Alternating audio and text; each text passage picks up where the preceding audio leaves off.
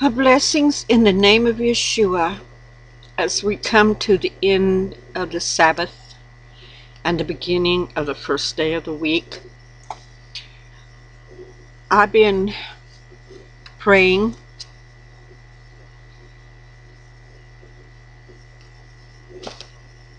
and thinking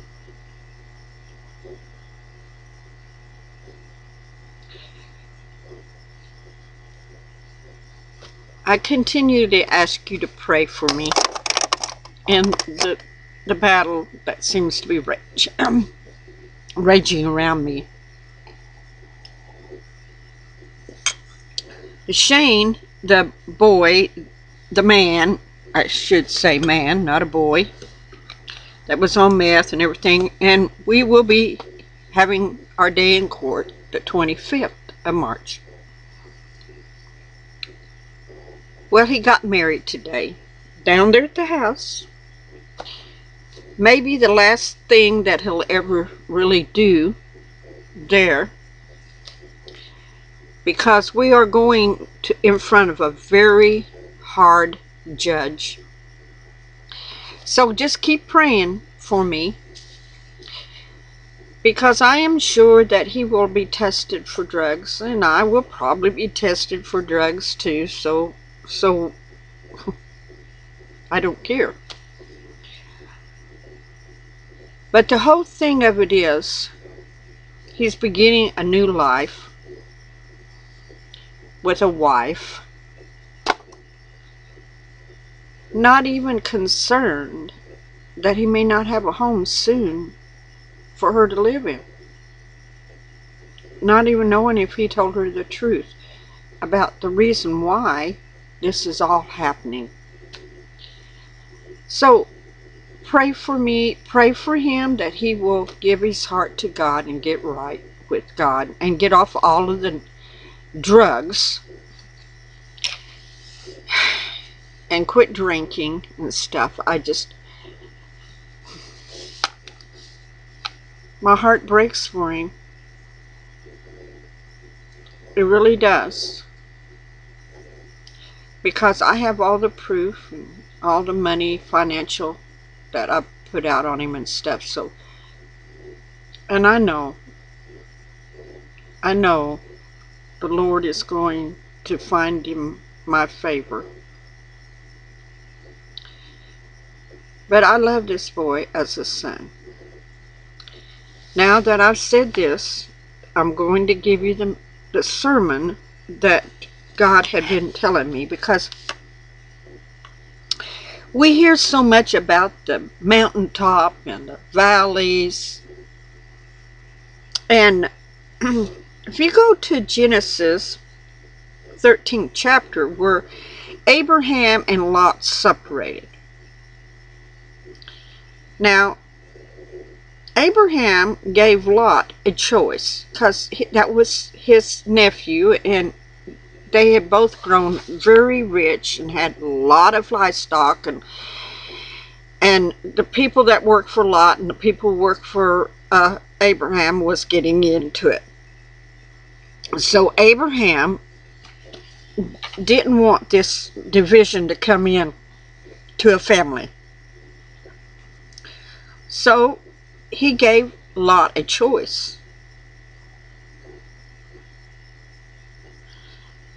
And he told him, you know, if you go to the right, I'll go to the left, or, you know, either way. Because where they were at, the land was not able to stay both of their flocks and herds and tents. So they had to divide. And that strife between the herdsmen of Abraham's cattle and the herdmen of the Lot's cattle, and the Canaanites and the Perizzite dwelling there in the land, it was just too much. So you see the 13th chapter 8 verse, and Abraham said unto Lot, let there be no strife, I pray thee, between me and thee, between my herdsman and thy herdsman, for we be brethren. Is not the land before thee? Separate thyself, I pray thee, from me. If thou wilt take the left hand, then I will go to the right. If thou be part to the right hand, then I will go to the left. And Lot lifted up his eyes, and behold the plain of Jordan. Jordan was a vast, vast valley. I mean, stretching way out there. That it was well watered everywhere before the Lord destroyed Sodom and Gomorrah. See, it was well watered. It was a luscious valley. And it was comparing it, you know, before Sodom and Gomorrah was destroyed and God wiped that out, it was even as the garden of the Lord, like the land of Egypt, as the coast unto Zorah. Then Lot chose him all the plain of Jordan, that huge valley.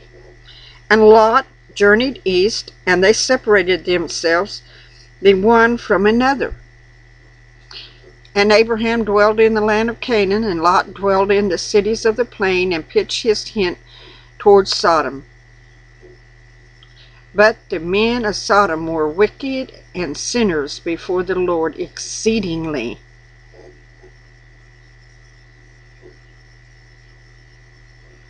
So, Lot chose the valley. Okay, if you are going to grow crops and vegetables, if you're going to have fruit trees, if you're going to raise cattle or sheep, you choose the valley where it's rich in soil, rich with flowing water, where your crops can grow and be well watered, where your cattle can grow and eat the lush green grass in the valley. I mean, it is only normal that you would choose the valley over the mountain, because the mountain peaks reach high up in the air. Vegetation only grows so far up on a mountain, and after then it's no vegetation, because the oxygen in the air becomes very thin. Some people can't go up on a mountain because they have breathing problems, unless they can take oxygen with them. A mountain climber sometimes has to have oxygen to go up on the mountains that they climb. It's very steep, it's very rough, and it's not orientated to growing crops. It's not orientated to raising cattle and sheep and whatever else. It's not orientated in that, because it reaches high above the earth into the atmosphere where the oxygen is very dense. People can die up in the mountains from lack of oxygen. So I have always heard ministers preach, you want to go to the mountain, you want to climb the mountain, you know, get out of the valley. And the Lord was showing me Lot chose the valley because he was smart enough to know down there it would maintain his flocks, it would maintain his family. And if he grew crops, it would grow the crops.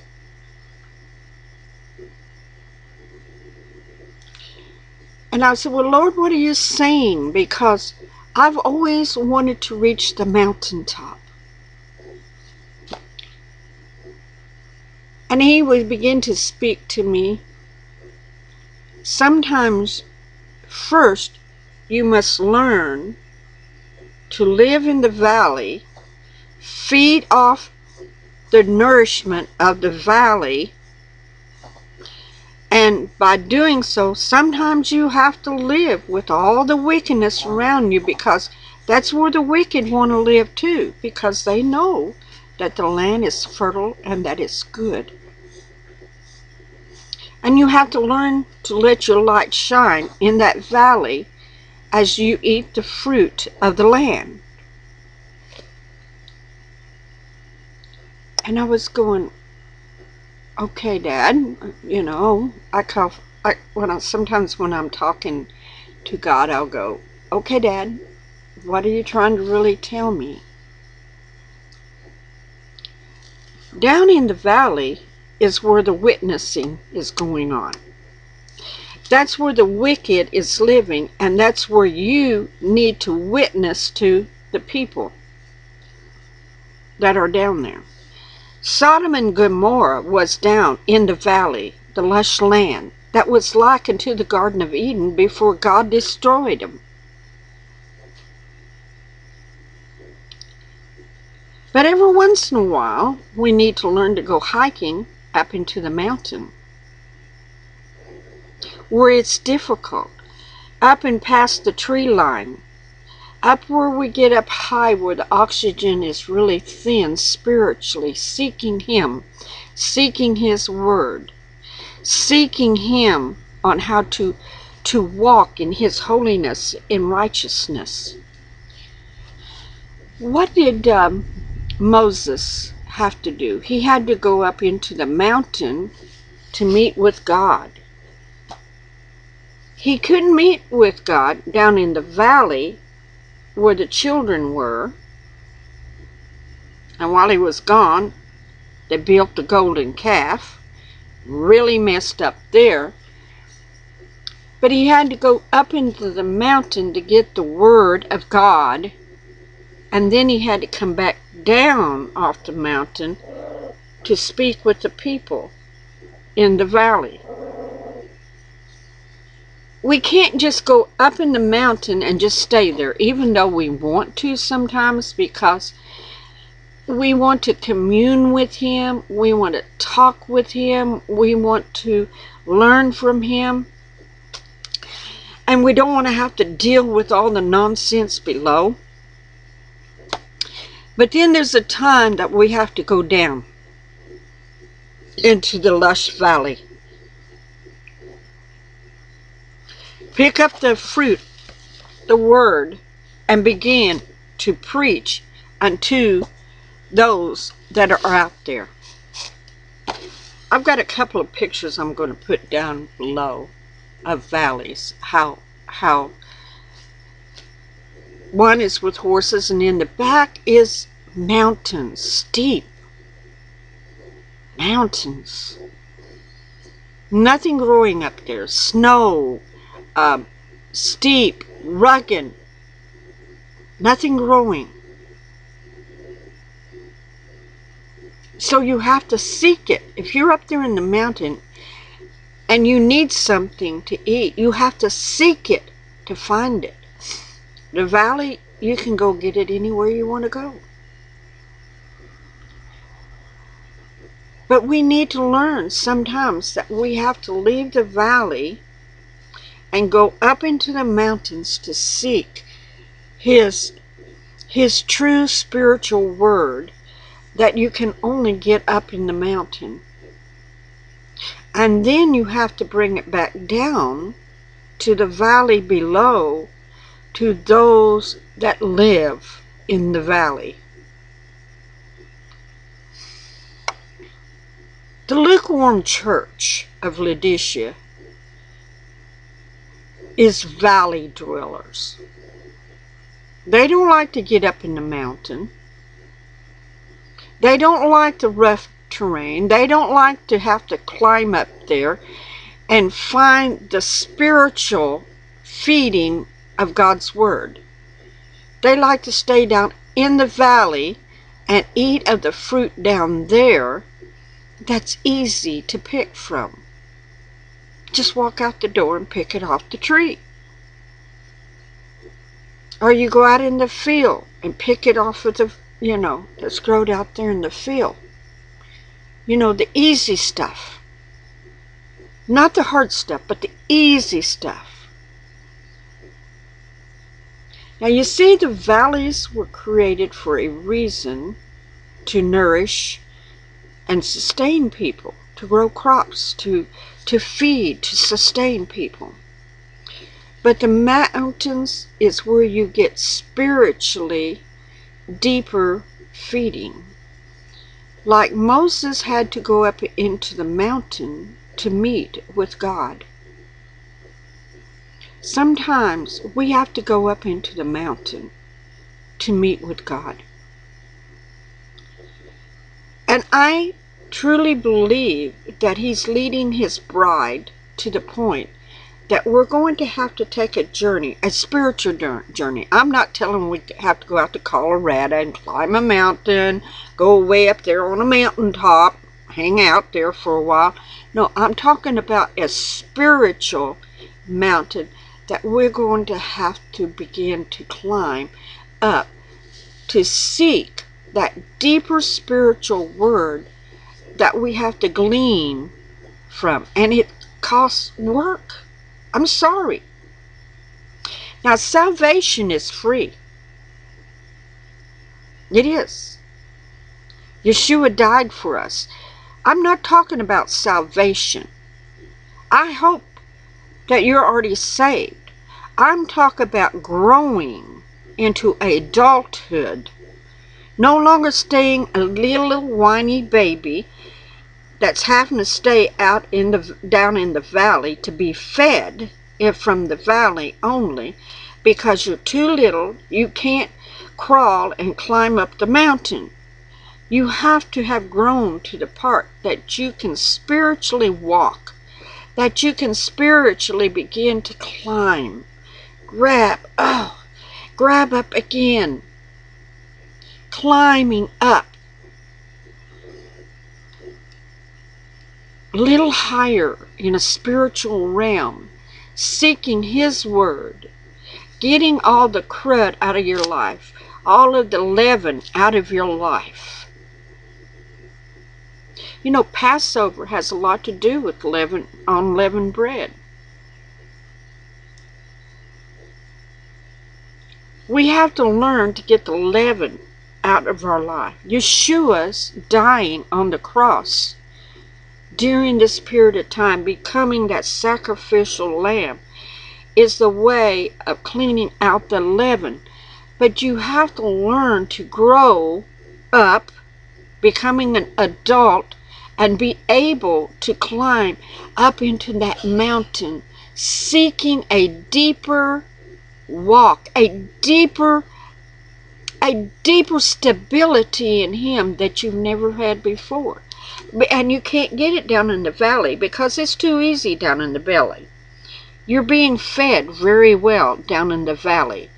But you have to get where you get out of your comfort zone and begin to climb spiritually into a higher level where the oxygen is thinner, lack of food, where it's difficult, where it's rugged, and where it's hard to climb, reaching up and grabbing the truths of Him.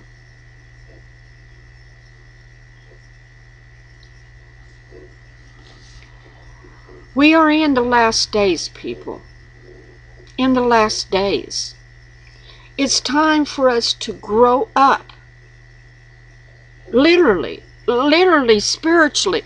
It's time to grow up and not want to linger in the lush valley that has everything laid out there, has all the fruit trees, has the wheat and the barley and the corn and the alfalfa and all of the good grains, and the cattle and the sheep and the goats and the camels and the horses and everything down there where it makes it easy. We've got to get out of a comfort zone spiritually and begin to climb that spiritual holy mountain, seeking Him as we've never sought Him before. Getting ourselves cleaned up. Get all the leaven out of our body, out of our heart, out of our thoughts. cleaning our mouth, cleaning everything up. We need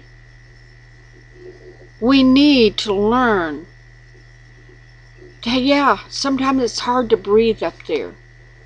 And it seems like it's closer you get to God, it's more difficult to breathe as you're coming into His presence. Because His power is so awesome. He is so glorious. He's beyond imagination. And Yeshua died for us that our sins could be forgiven, that we could begin to climb that mountain and reach higher and higher up in there. And not be like Lot and be just satisfied down there in the valley where all the niceties are, laying back on our lawn chairs, eating our apples or peaches or grapefruit or whatever, and just laying back enjoying the beautiful sun, smelling the beautiful flowers, relaxing, going, oh, isn't this nice? Sometimes we got to get out of our comfort zone. Sometimes we got to test that apple to aside, or that grapefruit, or that peach. Sometimes we got to get our backpack on, and we got to begin to climb that spiritual mountain to get to a spiritual realm that will bring us so close to God, closer than we've ever dreamed.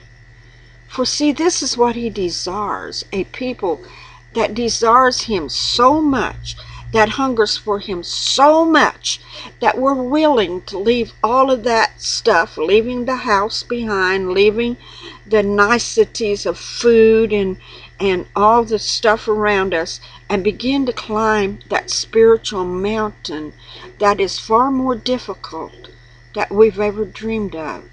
Getting into an altitude where it's really hard to breathe. It's like, oh, I can't hardly go another step. Oh, I can't breathe. And we sit there and we'll rest for a few minutes and begin to talk to God, and He'll commune with us.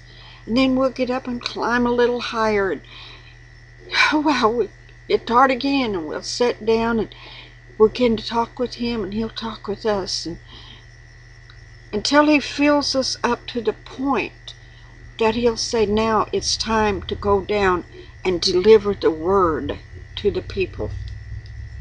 Some, when you get down, some will hear you, some won't. Some will make fun of you, some will call you crazy, and they will tell you you're a loony bin. But then there's that group that will hear you because what? You're the bride. And you got out of the comfort zone, went out seeking God and the Word to bring back, to nourish them. Nourish them in a deeper way that they can't get in the valley, because the valley is really way too comfortable. The valley's got everything there to feed you with. The valley can lull you in a moment of leisure. Oh, this is comfortable. Oh, I love this spot. But we have to come out. And He spoke to me, I am calling you out.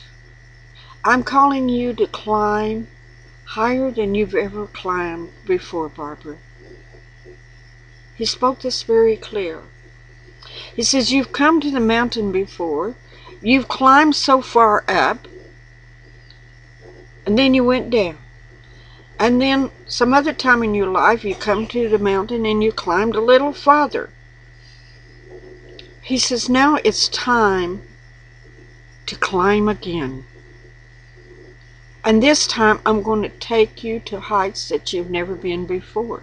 I'm going to show you things in the Word that you can never get down in the valley, but you have to climb beyond the places that you've went before.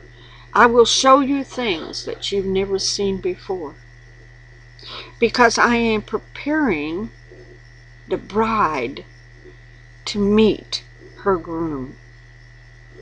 A wedding is about to take place, and she has to be prepared.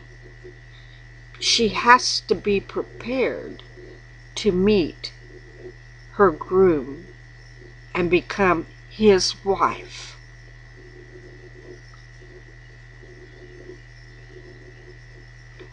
And as he began to show me this, I was going, wow, wow. I know he's coming soon. I know the wedding is going to happen soon.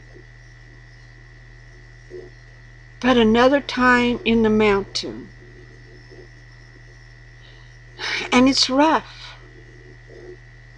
It's not going to be easy. I've been there before. The struggle is hard.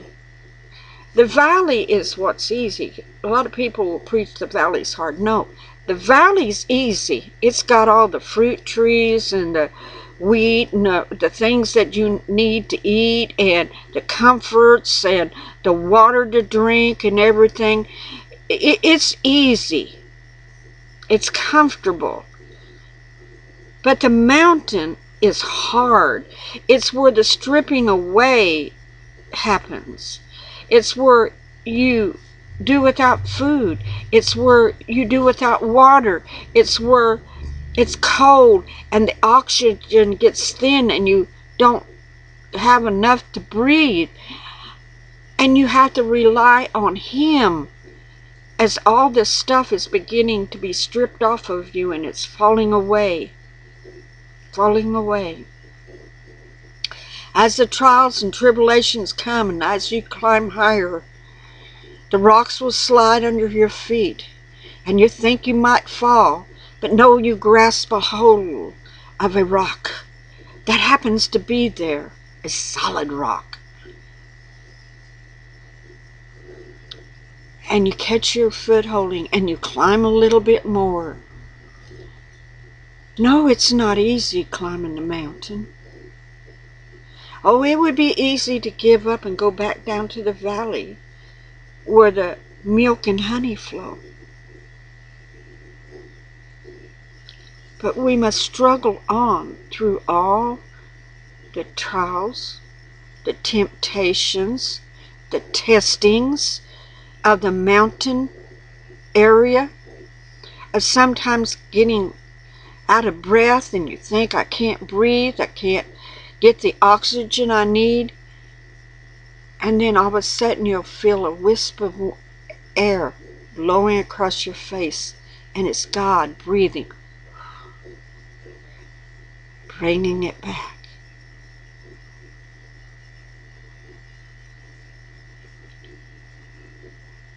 People, we've got to climb the mountain into a higher altitude than we've ever climbed before. And I know some of you people's been through a lot of stuff, but it's not over yet. He's purifying his bride.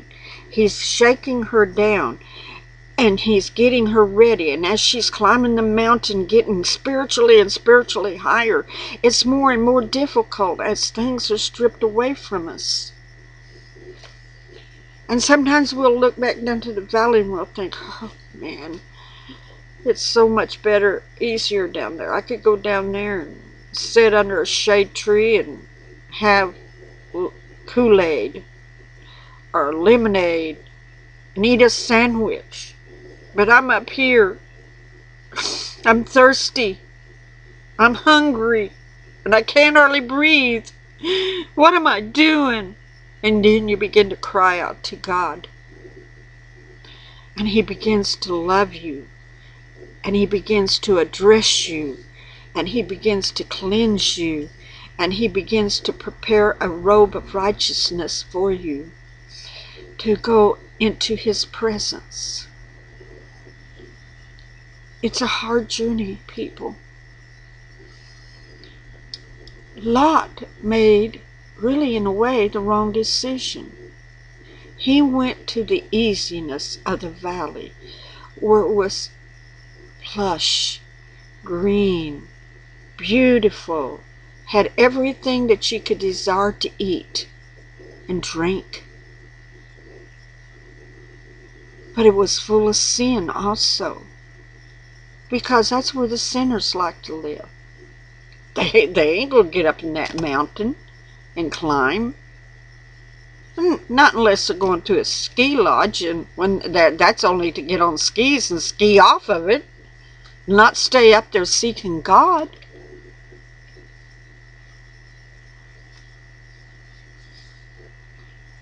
We must, people, begin the journey to the mountain, the spiritual mountain of God, and begin to climb that holy mountain, seeking his will, seeking him, growing spiritually, a deeper spiritualness inside here than we've ever had. And by doing that, it's going to be stripping things off, and we're going to have to be throwing them away. Things that sometimes you don't want to throw away. Desires you don't want to throw away. Lust of the flesh you don't want to throw away. Things that are comfortable to you, you've got comfortable with them. But it's time to strip them off and not be comfortable any longer in this world. In this valley of leisure. I mean, we can pick up the word and read it, lay it down, and go do our thing. But God is calling us for a deeper, deeper walk than we've ever known. And that means that we have to go to his mountain, his spiritual mountain, and begin to climb. Seeking him like we've never sought him before, so that he can prepare us for that glorious wedding when our beautiful bridegroom comes for us, so that we can be dressed in garments of white, pure, holy righteousness and white. We must learn to pray in spiritual prayers that we've never prayed before, seeking his will and not our will. We are a peculiar people, chosen by him to become the bride of his Son. We have to fulfill this, or we will one day be left in the valley while the bride is taken off the mountainside.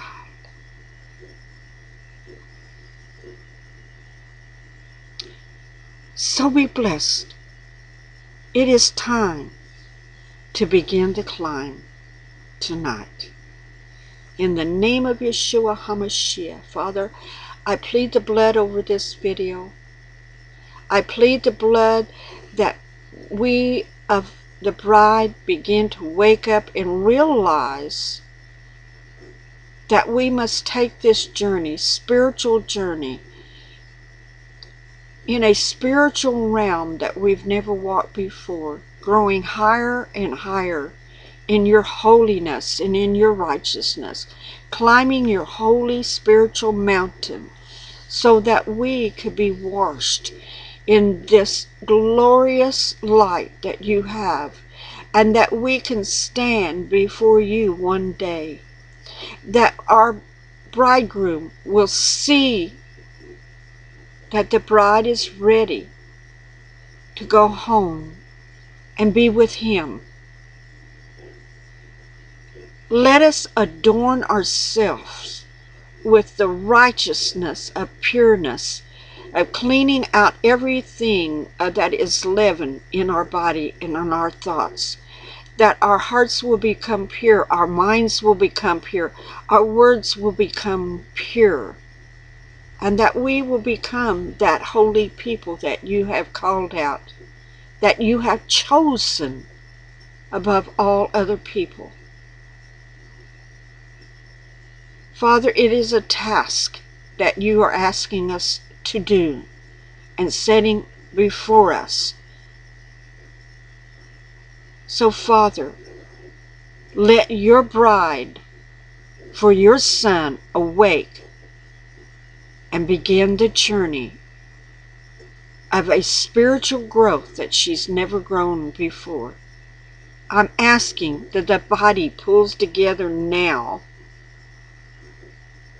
whether it be Jew, Gentile, whoever, it's all becoming a one body, a one new man, becoming the bride to the Son, that we can be high priests and kings to rule with him upon this earth in your goodness and in your mercy, not with hate or anger or bitterness, but with love and mercy, the way you show us mercy. I'm asking this in the name of Yeshua HaMashiach. Amen and amen.